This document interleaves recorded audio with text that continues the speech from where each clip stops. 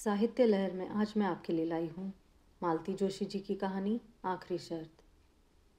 दोपहर की चिलचिलाती धूप में दीदी हाफते हुए घर में दाखिल हुई और छूटते ही बोली, ज़रा जल्दी से तैयार तो हो जा, सराफे तक चलना है। इतनी भी क्या जल्दी है, ज़रा बैठकर अपनी सांस तो सीधी कर लो। चलने दो, अब 2 महीने तक मेरे पास इस मरी सांस के नखरे उठाने का समय नहीं है। अरे इतनी कम मोहलत दी है उन लोगों ने, मेरा तो सोच कर ही दम निकला जा रहा है। पता नहीं कैसे क्या होगा। अब देखो ना, परसों फलदान है और अब तक दूल्हे की अंगूठी का पता ही नहीं है। पहेलियाँ तो मत बुझाओ दीदी, मैंने उनकी मेल ट्रेन को बीच में ही रोक कर पूछा। ये तुम किसकी शादी की बात कर रही हो? लो और सुनो, दीदी ने तुनक कर कहा। मेरी कोई 10-5 लड़कियां हैं। मैं तो अवाक रह गई। बड़ी देर बाद मेरी आवाज़ फूटी। दीदी, क्या सचमुच तुम मधु की शादी कर रही हो? क्यों, इतना ताज्जुब क्यों हो रहा है? मधु अब दूध पीती बच्ची तो नहीं रही। इस उम्र में तो मैं मधु की माँ बन गई थी। तभी तो 40 की होते होते सास बनने जा रही हो। खैर, तुम अपनी बात रहने दो।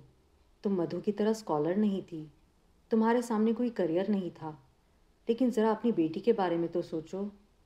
उसकी प्रीलिम की परीक्षा सर पर है। इस हंगामे के बीच लड़की क्या खाक पड़ पाएगी? दीदी, तुम्हारी लड़की आईएएस की तैयारी कर रही है। तुमने क्या इसे मामूली बीए एमए का एग्ज़ाम समझ रखा है? अरे भाड़ में गया तुम्हारा आईएएस। तुम ही लोगों ने उसका दिमाग ख़राब किया हुआ है। अरे वाह, तुम्हारी गोल्ड मेडलिस्ट बिटिया की हौसला अफजाई की गुनाह हो गया। हर साल बेचारी मेरिट लाती रही है। ऐसी ज़हीन लड़की आईएएस ना बनेगी तो और कौन बनेगा? हम तो बड़ी आशा लगाए थे अपने परिवार में भी कोई कलेक्टर बनेगी। और उस कलेक्टरनी के लिए हम कमिश्नर दूल्हा कहाँ से लाएंगे, यह भी सोचा है? तो क्या सिर्फ इसलिए तुम इतनी ब्रिलियंट लड़की का करियर चौपट कर दोगी? यह तो अन्याय है दीदी। अन्याय नहीं, समझदारी है। एक बार करियर बन जाने पर क्या ये लड़कियां हाथ आती है? तब इनके पर निकल आते हैं। लेकिन दीदी, अब लेक्चर ही झाड़ती रहोगी या उठोगी भी? सारा मूड चौपट कर दिया। यह तो हुआ नहीं कि बधाई ही दे दे, घर वर के बारे में पूछ ले, बस अपना ज्ञान बघाड़ने बैठ गई। छोटी बहन का यही तो कर्तव्य होता है। एक मैं ही पागल थी जो धूप में भागी भागी आई भाषण सुनने। दीदी के तेवर देखकर मैंने चुपचाप अपना आक्रोश गटक लिया और कपड़े बदलने लग गई। मुश्किल से 10 मिनट लगे होंगे, लेकिन सड़क पर आने के बाद ध्यान आया कि दीदी का पारा अभी उतरा नहीं। वैसे उन्हें मनाना ऐसा मुश्किल भी नहीं था। मैंने बस थोड़ी सी उत्सुकता जताकर दूल्हे का पता ठिकाना पूछ लिया और दीदी का सारा गुस्सा उड़नछू हो गया। घंटे भर से वह जैसे इसी अवसर की प्रतीक्षा में थी। एक बार जो शुरू हुई तो बस बोलती ही चली गई। होने वाले दामाद की पूरी वंशावली मुझे सुना गई। फिर बड़े मनोयोग से उन्होंने यह बताया कि कितनी खोजबीन के बाद यह हीरा उनके हाथ लगा है। मधु ने पुनर्जन्म में बड़े पुण्य किए होंगे, नहीं तो इतने बड़ी जगह की वे कल्पना भी नहीं कर सकती थी। कैसे कैसे धनी मानी लोग रिश्ते की आस लगाए बैठे थे। ढेर सा दान दहेज हर कहीं से मिल रहा था, पर लड़के ने मधु को देखा और बस सारे फ़ोटो वापस कर दिए। यह दामाद प्रसंग पूरे रास्ते चलता रहा। प्रशंसा के लिए दीदी को जैसे शब्द ही नहीं मिल पा रहे थे, पर मेरा मन पूरे समय मधु में ही अटका रहा। बेचारी लड़की, भविष्य को लेकर उसने कैसे कैसे सपने बुने थे, सब धरे रह गए। हम लोगों ने भी उसके लिए बड़ी ऊंची कल्पनाएं की थी, पर सब व्यर्थ हो गई।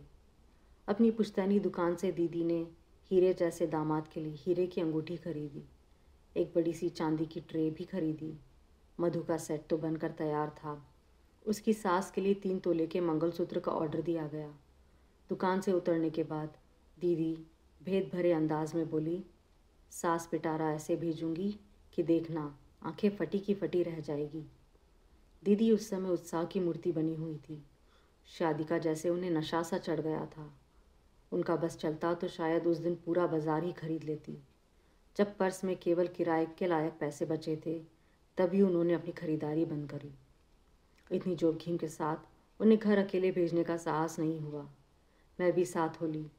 मधु से मिलने का भी मन हो रहा था। घर एकदम सुनसान था। मधु के रहते घर में इतना सन्नाटा, आश्चर्य था। 24 घंटे चीखता ट्रांजिस्टर और उससे सुर में सुर मिलाती मधु। ये तो दीदी के घर के स्थायी प्रतीक थे। मधु घर में नहीं, अपने कमरे में होगी, दीदी ने बताया। और फिर एकदम याचना भरे स्वर से कही, तेरे हाथ जोड़ती हूँ कुसुम, उसके पास जाकर कुछ ऐसी वैसी बात मत करना। वो पहले ही मुंह फुलाए बैठी है। अब तुम उसके गुस्से को हवा मत देना।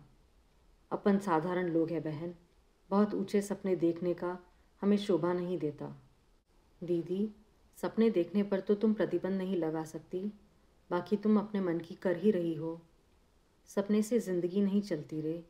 क्या सभी सपने पूरे हो जाते हैं? अब इसी को ले लो, हर साल इतने लोग परीक्षा देते हैं, क्या सभी पास हो जाते हैं? फिर उसी आशा में उम्र बढ़ाने से क्या फ़ायदा? इतना अच्छा रिश्ता रोज़ रोज़ थोड़ी ही आता है। दीदी की बात में कोई ख़ास वज़न नहीं था, पर उनके स्वर का गीलापन मुझे छू गया। उन्हें आश्वस्त करते हुए मैंने मधु के कमरे में पाँव दिया। अपनी मेज़ के पास गुमसुम बैठी मधु सूनी आंखों से खिड़की के पार देख रही थी। सामने फ्रांस की राजक्रांति का इतिहास खुला पड़ा था। उसके पन्ने हवा में फड़फड़ा रहे थे। हेलो हनी, मैंने उसे बाहों में भरकर कहा। तुम तो बड़ी छुपी रुस्तम निकली, चुपके चुपके सब तय कर डाला, हमें हवा भी नहीं लगने दी। उत्तर में मधु ने 2 बूंद आंसू टपका दिए बस। दत्त पगली, ऐसे रोते हैं कहीं? मैंने उसे पुचकारते हुए कहा, पर मन जाने कैसा हो आया। दीदी, मधु तो रो रही है, मैंने दीदी के पास बैठते हुए कहा। शादी के बाद सुनकर सभी लड़कियां रोती है, दीदी ने निर्लिप्त भाव से मुझे चाय का कप पकड़ाते हुए कहा। तुम भी रोई थी, हम भी रोए थे। तुम क्यों रोई थी, याद है दीदी? कॉलेज जाने का तुम्हारा अरमान मन में रह गया था। अम्मा बाबूजी ने कहा था कि तुम्हारे बीए कराएंगे तो हम लड़का कहाँ से लाएंगे। आज वही अन्याय तुम अपनी बिटिया के साथ कर रही हो। पीढ़ियाँ बदल गई, पर हमारी मान्यता वहीं की वहीं है। हम उन्हें अम्मा बाबूजी कहते थे, बच्चे हमें मम्मी पापा कहते हैं, बस इतना ही फ़र्क है। बाकी सब तो वैसा का वैसा ही है। वैसा का वैसा कहाँ है? मेरी लड़की डबल एमए है। मैंने जो सहा उसका 10वां हिस्सा भी मैंने उसके हिस्से नहीं आने दिया। और फिर जैसे अतीत में खोते हुए दीदी बोली, उस समय मैं क्यों रोई थी जानती हो? सगाई के बाद मेरा गाना बजाना छुड़वा दिया गया। मेरी सास इसके लिए खास हिदायत कर गई थी। जब तक वह जीती रही मुझे कभी गुनगुनाने भी ना दिया। अब तो खैर मेरी आवाज़ ही मर गई है। इसलिए मैंने मधु को कभी नहीं टोका। उसकी दादी गालियाँ निकालती रही, पापा तो हमेशा ही बरसते रहे, पर मैं हमेशा उसका बचाव करती रही। मेरा गला घोट दिया गया, कोई बात नहीं, पर लड़की पर यह अन्याय नहीं होने दूंगी। मैंने तो मधु की सास को साफ साफ कह दिया, मैं पिछली पीढ़ी की थी, इसलिए मन मारकर भी जी ली। मेरी बेटी से यह ना हो सकेगा। मैं दीदी का तमतमाया चेहरा देखती रह गई। वक्त ने उनके गांव भर दिए हैं, पर टीस अब भी बाकी थी। प्रसंग छिड़ते ही उनकी वह पीड़ा सतह पर आ गई थी। मुझे चुप देखकर ममता भरे स्वर में बोली, तुझे मधु की पढ़ाई की चिंता है ना? देख, भाग्य में विद्या होगी तो पढ़ ही लेगी। वैसे वे लोग बड़े समझदार हैं। सब रहने भी दो दीदी, शादी के बाद पढ़ना क्या होता है मुझसे पूछो। सारा घर जैसे आप पर पहरा देता है, एहसान जताता है, और अगर बदकिस्मती से कहीं फेल हो गए तो बस सारी ज़िंदगी ताने ही सुनते बीतती है। दीदी के घर से लौटते हुए मन बेहद उदास था। अनजाने ही मेरे अपने भी कुछ घाव हरे हो गए थे, और इन सब से ऊपर था मधु का आंसू भीगा चेहरा, जो किसी तरह आंखों से हटता ही न था। सच, अगर हमें अपने बच्चों के पंख उतरने ही होते हैं तो पहले हम उन्हें आकांक्षाओं का आकाश देते ही क्यों हैं? घर में प्रवेश करते हुए डर रही थी कि सबके मुंह फूले होंगे। पड़ोस से चाबी लेकर घर खोलना ना बच्चों को अच्छा लगता है, ना उनके पापा को। सबके स्वागत में मेरा दरवाजे पर मिलना ज़रूरी है। लेकिन घर में मौसम खुशगवार था, वातावरण से प्रसन्नता की महक आ रही थी। चलते समय दीदी ने ज़बरदस्ती एक मिठाई का पैकेट थमा दिया था। मिठाई और मधु की शादी की खुशखबरी एक साथ पाकर जनता और भी खुश हो गई। आश्चर्य तो तब हुआ जब श्रीमान जी भी मेरे सामने काजू की बर्फ़ी का डब्बा खोलकर खड़े हो गए। लो श्रीमती, तुम भी हमारी ओर से मुंह मीठा करो, तुम्हारी बिटिया भी झंडे गाड़ कर आई है। अच्छा, मैंने खुशी से डगमगाते हुए पूछा, क्या हुआ? Oh mummy, I am so happy today. मेरी कन्या मेरे गले से झूल गई। अरे पहले मुझे कुछ बताओ तो। तुम्हारी बेटी को मद्रास कला केंद्र की स्कॉलरशिप मिली है। किस लिए? भरतनाट्य के, क्या कहते हैं, हाँ, गहन प्रशिक्षण के लिए, एक्सटेंसिव स्टडी इन भरतनाट्य। अब हमारी लाडो 3 साल तक मद्रास में रहकर बड़े बड़े महारथियों से प्रशिक्षण प्राप्त करेगी। Oh mummy, I am so happy. Sheetal फिर एक बार मुझसे झूलने को थी कि मैंने उसे सख्ती से अलग कर दिया और उसी सख्त लहजे से उसके पिता से पूछा, 3 साल तक मद्रास में रहेगी और उसकी पढ़ाई का क्या होगा? अरे भाई, पढ़ाई के लिए ही तो जा रही है, बताया ना कि गहन प्रशिक्षण के लिए जा रही है। अरे वाह, ये कोई पढ़ाई है? अच्छा भला तो नाच लेती है, अब और प्रशिक्षण लेकर क्या करेगी? बीए में कर कर कोई क्या कर लेता है? ज़रा इस बात पर तो गौर करो कि 810 लोगों के फॉर्म भरे गए थे, उसमें से केवल 10 को चुना गया है और उन 10 भाग्यशाली लोगों में से तुम्हारी बेटी भी एक है। कब भरे गए थे ये फॉर्म? किससे पूछ के भरे गए थे?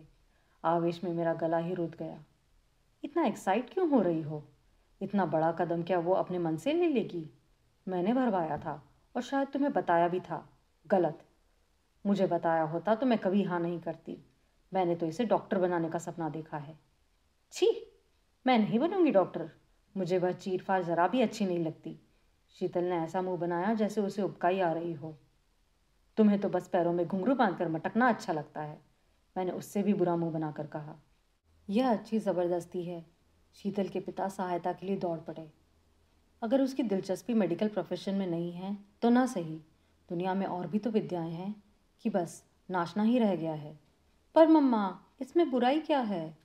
देखो, वे गंभीर होकर बोले, बच्चों पर अपनी पसंद नापसंद लादने के दिन अब लद गए हैं। अब हमें उनकी रुचि का भी ध्यान रखना चाहिए। और कैसे ध्यान रखा जाता है? मैंने चिढ़कर कहा। इसके लिए हमने ट्यूटर रखे, महंगे पोशाक सिलवाए, रियाज के लिए टेप रिकॉर्डर खरीदा। बच्चों के लिए शौक के लिए हम कम नहीं खटे, बल्कि अपनी हैसियत से कुछ ज़्यादा ही करते आए हैं। पर इसका मतलब यह तो नहीं कि सब कुछ छोड़कर उसी में जुट जाओ, रुपया भी फूको और साल भी बिगाड़ो। देखो, शौक अपनी जगह होता है, करियर अपनी जगह। डांस सिर्फ शीतल का शौक या हॉबी नहीं है कुसुम, वह उसे अपना करियर बनाना चाहती है। वाह, क्या बात है। कल को उसकी शादी भी करनी है कि नहीं? यह शादी की बात बीच में कहाँ से ले आई तुम? क्यों, कुछ गलत कहा मैंने? कल को लड़के वाले पूछेंगे तो आपके पास कुछ जवाब तो होना चाहिए ना, कि यही कह देंगे, साहब लड़की पढ़ी लिखी है, बस नाचना जानती है। वह क्या कहते हैं, गहन प्रशिक्षण प्राप्त है। बहुत अच्छा लगेगा ना यह कहते हुए? कम से कम मुझे तो बुरा नहीं लगेगा। और इस बात को सुनने के बाद कितने लड़के शादी के लिए तैयार होंगे? तुम्हें संदेह क्यों हो रहा है? इसलिए कि मैं हिंदुस्तानी लड़कों की मनोवृत्ति को अच्छे से जानती हूँ। मैं जानती हूँ कि अपने को आधुनिक कहने वाले युवक अपनी पत्नी को स्टेज पर नाचते हुए नहीं देख सकते। कला की प्रशंसा करना एक बात है, कलाकार से शादी करना दूसरी बात। शादी शादी शादी, शीतल एकदम चीख पड़ी। बंद करो मम्मा, बोर हो गई हूँ मैं। क्या लड़की के करियर की यही आखिरी शर्त है? शादी? ओह गॉड! हाँ, यही आखिरी शर्त और अनिवार्य शर्त है, मैंने कहा और दोनों हाथों से अपना चेहरा ढाँप लिया। मेरी प्रगतिशीलता का नकाब किसी ने फाड़ कर फेंक दिया और मुझे अब अपने चेहरे पर शर्म आ रही थी।